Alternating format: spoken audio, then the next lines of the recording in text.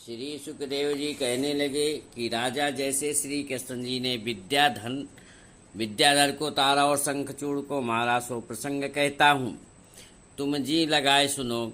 एक दिन नंद जी ने सब ग्वाल वालों को बुलाए के कहा कि भाइयों, जब श्री कृष्ण का जन्म हुआ था तब मैंने कुल देवी अंबिका की मानता करी थी कि जिस दिन श्री कृष्ण 12 वर्ष का होगा, तिस दिन नगर समेत बाजे गाजे से जाकर पूजा करूँगा।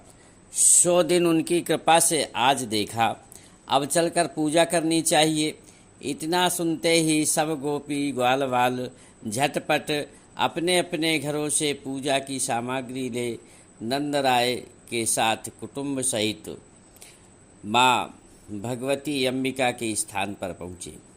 वहाँ जाए सरस्वती नदी में नहाए। नंद जी ने पुरोहित बुलाए, सबको साथ ले देवी के मंदिर में जाए शास्त्र की रीत से पूजा की।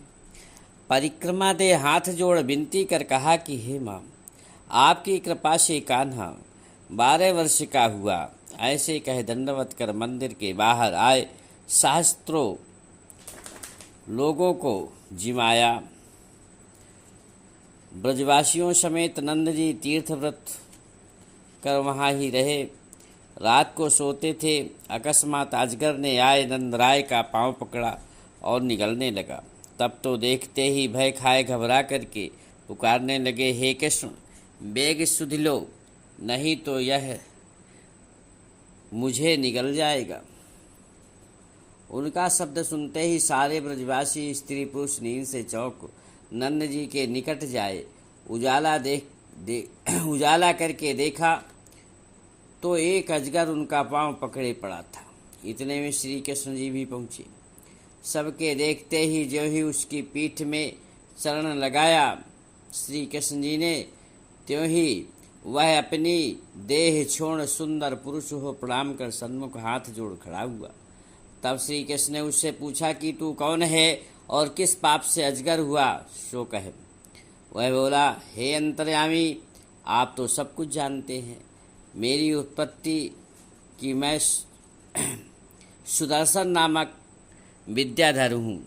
सुरपुर में रहता था और अपने रूप गुण के आगे गर्व से किसी को कुछ नहीं गिनता।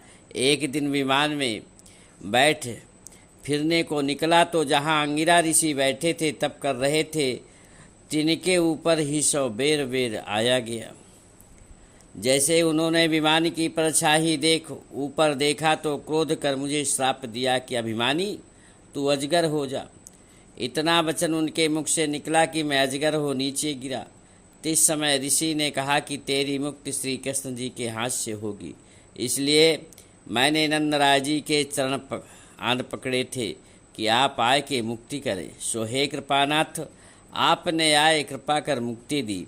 ऐसा कह विद्याधर तो परिक्रमा दे हरि से आज्ञा ले दंडवत कर विदा हो विमान पर चढ़ लोक को चला गया। और यह चरित्र देख सब ब्रजवासियों को अचरज हुआ। निदान भोर होते ही देवी के दर्शन कर सब मिल वृंदावन आए। इतनी कथा सुनाए श्री सुखदेव जी मुनि बोले कि हे पृथ्वीनाथ, एक दिन हलधर और गोविंद गोपियों समेत चांदनी रात में आनंद से वन में गा रहे थे। इसी बीच कुबेर का सेवक शंखचूड़ नामक यक्ष, जिसके शीश में मणि थी और अति बलवान था, सो आ निकला।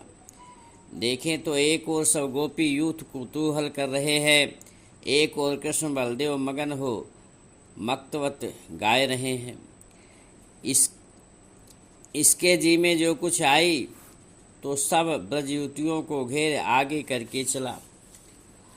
इस समय गोपी भय खाए पुकारी, हे ब्रजनाथ रक्षा करो।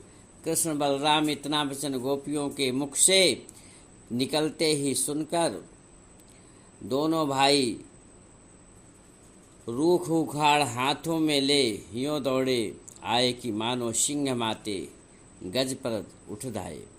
और वहाँ जाए गोपियों से कहा कि तुम किस भांति मत डरो, तुम्हें डरने की कोई आवश्यकता नहीं है, हम आन पहुँचे।